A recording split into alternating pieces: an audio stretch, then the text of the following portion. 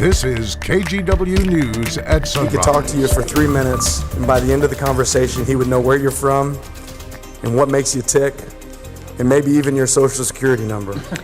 A University of Oregon football player gone too soon. How family, friends, and teammates remembered Spencer Webb last night. Also, an unusual self-run homeless camp in North Portland. And this is city property? It says it is, but I'm taking over. We'll hear from some people living and working nearby who say this is doing more harm than good. And we are getting ready to get married this morning. Actually, we're getting ready for the start. We are getting ready for the start of the Washington County Fair. So what do these three young musicians have to do with the Washington County Fair exactly? They're part of the Washington County 4-H program. We'll explain how music became a part of 4-H coming up here in just a moment, gang. Who will Drew be walking down the aisle with?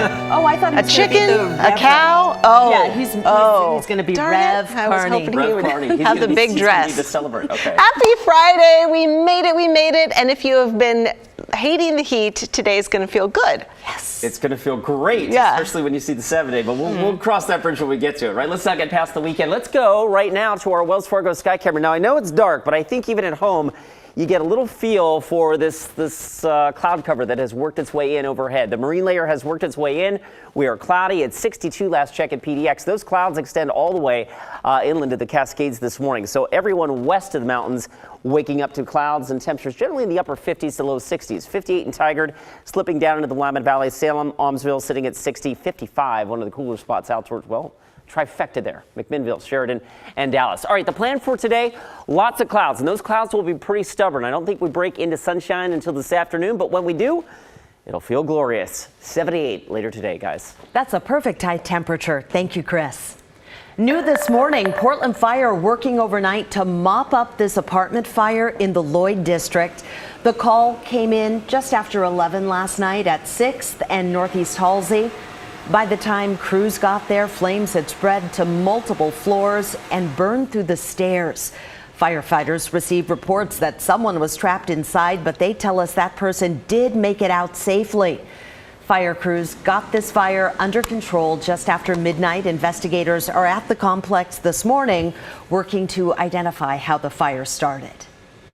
It's hard to explain losing a friend like him, but he was somebody who was easily loved by everybody. Friends, family, and fellow Oregon Ducks came together last night to remember Spencer Webb, the 22-year-old tight end who died last week after an accidental fall at Triangle Lake in Lane County. That memorial was at Autzen Stadium in Eugene. Those who knew Spencer best say he overcame many challenges in life. He was raised by his brother and sister-in-law through his high school years, but worked hard to get his grades up and earn a scholarship to the U of O. His teammates say getting to know him was a gift. Although I have tremendous pain in my heart and I miss my brother every day, I will treasure all of our moments together and will remember him always and forever. He was the rose that grew from concrete. Coming from nothing, he learned to turn tragedy into beautiful triumph. And that's where me and Spence connected the most. In lieu of flowers, the team is asking donations be made to the Spencer Webb Kids Scholarship Fund at his alma mater high school in Sacramento, Christian Brothers High.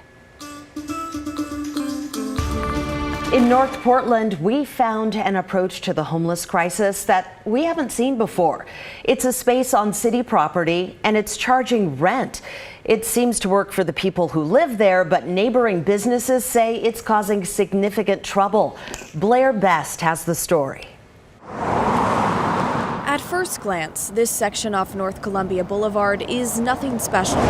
But hidden behind these trees and gates is a homeless encampment with more than 50 cars, RVs, and tents. It's just one camp here. I don't know whose it is, but Virgil Atkins works nearby.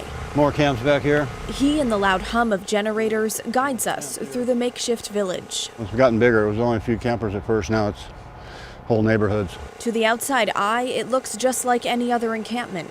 But for those living here, it's much more. This is Gracie's Oasis, and It's supposed to be a easygoing community. Grace's Oasis.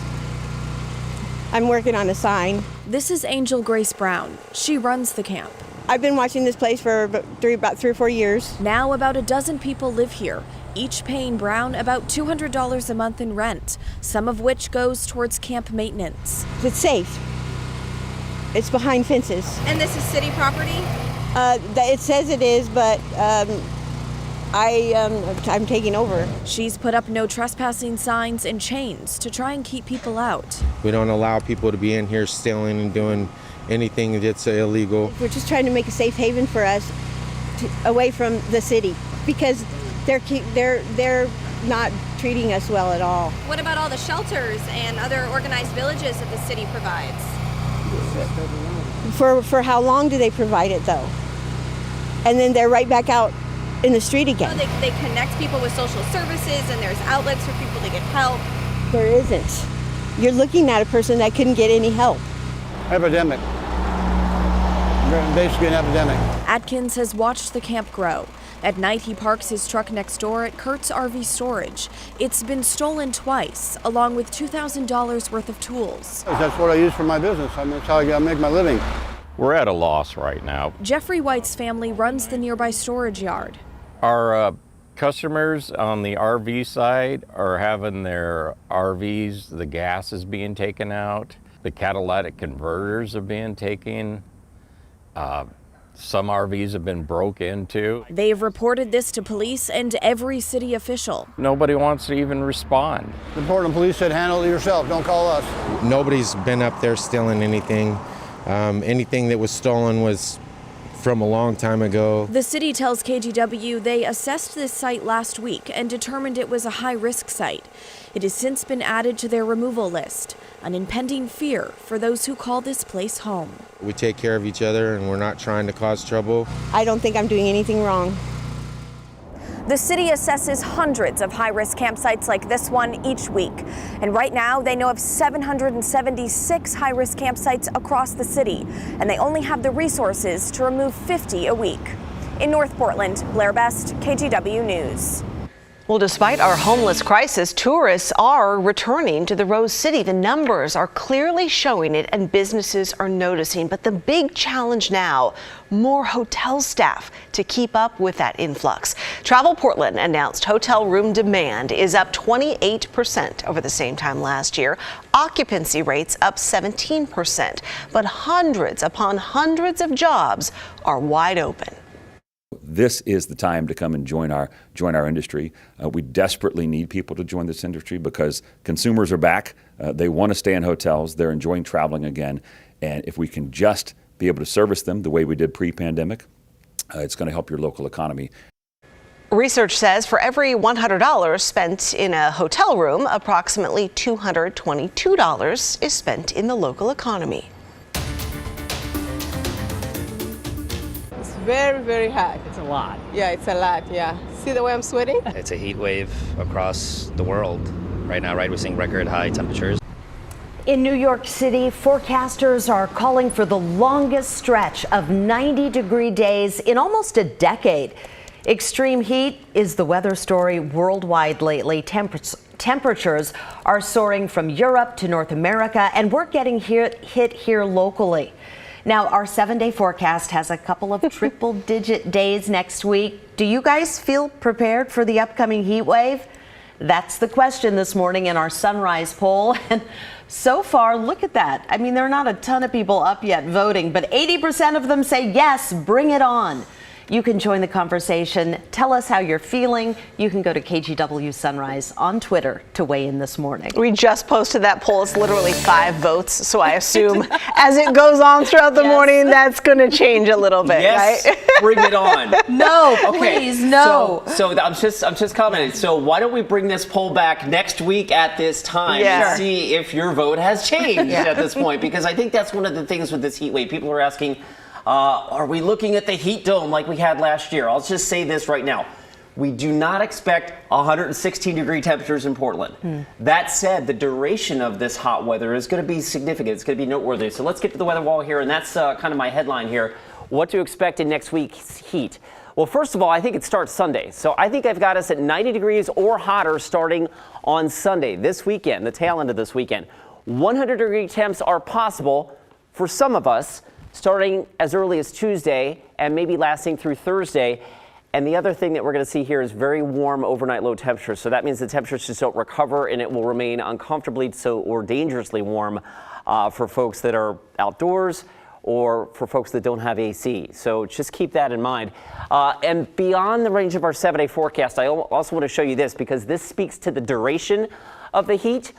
This is the temperature probability from July 29th through August 4th. So beyond the 7-day forecast, you can see that the Climate Prediction Center still has the Northwest in this bullseye of above average temperatures. So I don't think this is going to be an abruptly ending heat wave. We will probably just kind of back our way out of it after day 6, 7, or 8. So it's going to be hot. That's kind of the the long version there. The short version then is enjoy this, right? The cloud cover has moved in. We are cooler. Great time to maybe go for a hike. One of our own, editor Jay Lundenberg, got out yesterday up into the Mount Hood National Forest. This on the Devil's Lookout Trail. He says it's about a 3.5-mile hike up to the top. He gained about 3,000 feet in elevation and captured these stunning views of Mount Hood. Jay, thank you for sharing that. This will be a good day to do some hiking. Of course, if you do head up into the Cascades, you will encounter this cloud cover, at least early on, right? But the clouds are a sign of the cooler weather that has swept in across western Oregon. We are 62 last check at PDX, and Futurecast shows that cloud deck extending right up to the Cascades for the first part of our day today. It'll be slow to erode, but once it does, we will see some afternoon sunshine, and our day today looks really, really nice. So let's just focus on that. Upper 70s today, that'll feel pretty good. Lower 80s tomorrow, and then the 90-degree heat starts on Sunday. And with that, we go out to Washington County to check in with our good pal, Drew Carney. Good morning, Chris McGinnis. We are getting ready for the start of the Washington County Fair, and we're doing so this morning by way of music. We have one cello player with us. We have 2 violin players with us. Meanwhile, I'm playing the microphone this morning. My voice is my instrument. The Sunrise audience, my people. My people, join us for our next segment here on the show this morning as we begin the Washington County Fair with music. I never thought we'd cover the fair this way. We'll explain why we are next. I love that song. It is beautiful. Okay, thanks, Drew. We're getting ready for the KGW School Supply Drive. It kicks off next month, but we need your help first. Last year, we collected school supplies for more than 15,000 kids. This year, we want to help even more, so we need businesses to be collection sites for us. And we want to give a shout out this morning to Fired Up Dance Academy in King City for signing up to be a collection site this year. You can sign up at kgw.com/school. Then we'll send you a collection kit so you can help your local school district.